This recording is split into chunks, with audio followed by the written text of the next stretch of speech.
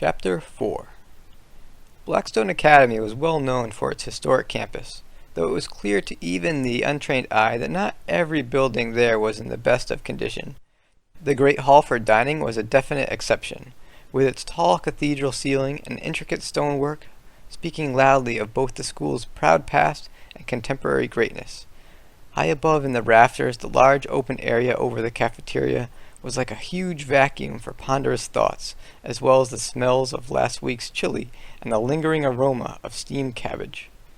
Food at the academy was very traditional, not simply in presentation, but also in ingredients. Dishes based on a limited number of time-tested flavors and menu favorites were hallmarks of the meals, all balanced perfectly for a very wholesome, energizing diet. You'd have your vegetables, starch, protein, and choice of beverage. Yet the real culinary magic was in the desserts, as they had fantastic selections to choose from. On this particular day, the menu had a lineup of beets, rice, grilled chicken, and string beans with a hint of garlic, of course, with all that healthy stuff gloriously followed by a delightful lemon meringue pie. Sitting across from each other at one of the long wooden tables off the central quarter of the hall, August and Grant discussed the morning's events. "No, but could I help you with something? That's what you said? Really? For real, man?" asked August incredulously, speaking to Grant's rather not so spectacularly worded note. As if trying to hide from the world, Grant had his arms covering his face, his shoulders slouched. "Gah, I know. It always seems to break that way for me. The opportunity presents itself and then, blam. Just like that, I figure out a way to make it awkward. Brilliantly, too. What a gift," said Grant, with a look of complete dejection on his face. "It's all a mystery to me, too. Might as well be like this beet here," said August, in an effort to make Grant feel better. He took one of the beets off his plate with his fork and studied it intently. "What? Can't say I'm following you on this one," replied Grant. "Well, I mean, we all have a sense for what we expect of things. Like this beet. You might think you know what it is going to taste like. Heck, it could even be your favorite food," said August. It's not," snorted Grant. "Well, whatever. The point is that just by looking at it, we make assumptions about what it is going to taste like, how it will smell, what it will feel like, etc. But until we get there, we have no idea. Could be bitter, overcooked, stale, rotten, pickled, you name it. The element of unpredictability, that's life," said August. Clearly not convinced, Grant continued eating and stabbed at his string beans with a fork. "Guess I'll play it safe and stick with the string beans then." "Suit yourself." "Hey, which class do we have next?" asked August. Rustling through a disorganized stack of papers in his backpack, Grant soon had the answer. "Schedule says next up is geometry, and I think it wouldn't be the worst idea in the world for us to get over there slightly early, as we wouldn't want to get a bad reputation in the teacher's lounge, not on the first day anyways," joked Grant. "Not a problem. In fact, I'm pretty sure I actually even know which building it's in," pointed out August.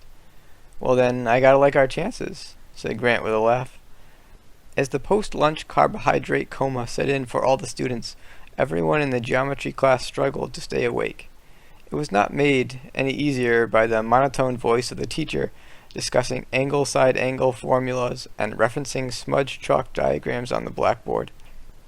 Sunlight was streaming in the first-floor geometry classroom from the wall of west-facing windows. August was sitting quietly toward the back of the classroom, as he and Grant had made it much earlier to this class. Looking out the window, August couldn't help but daydream a little. Such a beautiful day out. It seemed a crime to be indoors. Never easy to transition from the freedom and long days of summer to being confined to a classroom, while the official seasonal calendar still read summer. Outside the window, August could see that there wasn't much activity on the quad right now. Occasionally, a bird would fly by the window, but it was a cardinal that was the first to stop. It perched happily on the ledge outside, mere feet from August's desk. Tilting its head and seemingly looking directly back at him, it almost seemed like he, too, was wondering what a 14-year-old boy was doing trapped behind glass on such a nice summer day. By the front gate to the school, August glimpsed an old light blue work van driving past, the sort of van favored by plumbers and high school garage bands. Slumped back in his chair, he saw that everyone else had opened up their textbooks. He did the same and flipped through the pages until he reached the correct section. Across town, at that moment, a finely tailored man in a dark suit, his hair slicked back and wearing designer sunglasses, stood leaned up against the iron railing of a private Benefit Street residence.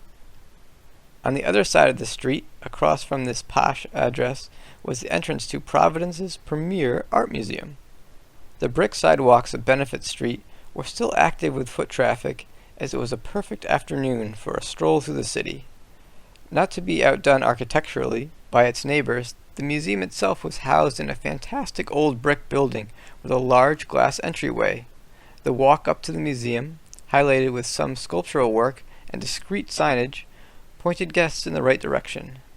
Staying largely motionless and sipping on a designer cup of coffee, the Italian gentleman watched the scene. A familiar blue van drove by and stopped at the traffic light at the end of the block. The name, Butternut Painting, was written in large lettering on the side of the van. It rumbled to a stop before heading straight and out of sight.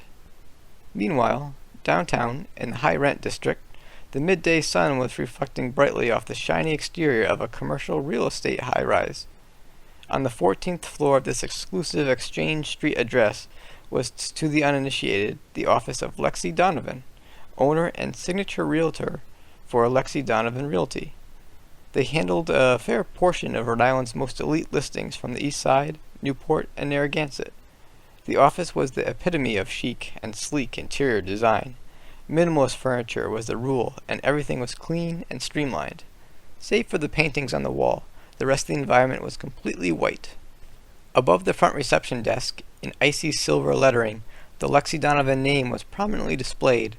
Running the desk was Charlene March, whose patience, cool temper, and poise were on par with any of the world's Zen masters. She was fielding calls, and there were several clients waiting in the lobby. Picking up the phone, she answered in her delightful British accent. "Good afternoon, Lexi Donovan's office." "Yes, certainly. Please hold." Setting the phone down, she buzzed Lexi's office, where Miss Donovan was working, not 20 paces away. It was clear that Lexi was in deep thought and grappling with something in her mind. She sighed as the phone on her desk beeped and broke her train of thought. "Yes, Charlene? Is it the counter for the property on Bellevue?" asked Lexi passively. "I'm afraid not, Miss Donovan. No word from their agent yet.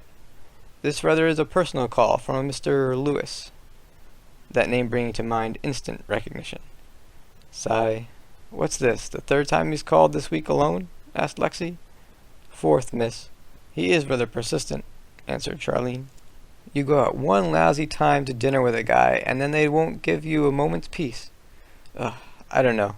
Tell him I'm in a meeting. Tell him I moved to Brazil. Anything," exclaimed Lexi. "Understood. I will take care of it, and the Carters are here for their 3:30 appointment, and looking into exploring all their downtown Providence living options," said Charlene. "Very good. Send them in at once," said Lexi. Spinning slightly in her chair, Lexi looked at the beautiful collection of artwork that adorned the walls of her office. This was what kept her going. The truth and beauty found in paintings. Nothing had been able to equal it in her life. Stopped by her reflection in the small mirror on her desk, she let the strain in her life show in her expression. "Ugh, I feel like death warmed over. If only I couldn't figure this out. Time is running short, and another all-night strategy session might be the end of me." At that moment, a quiet knock on the door let her know that the Carters were eager for her attention, and that it was time to switch proverbial hats. Standing with them, and handling the introductions, was her assistant. "Miss Donovan, the Carters, Floyd and Irma," said Charlene in her charming accent.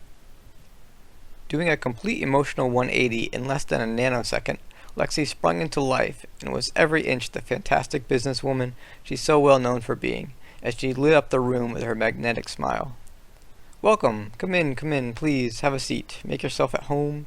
Oh, your clutch. Yes, put it anywhere. We need room to think big, because I can tell that the daring vision you have for your home living environment is not by any means ordinary," announced Lexi. It was immediately clear from the wide grins on her clients' faces that Lexi had already won the Carters over, and as soon as anything they would be opening up their checkbooks and happily writing a figure with more zeros on the end of it than they had ever intended on spending.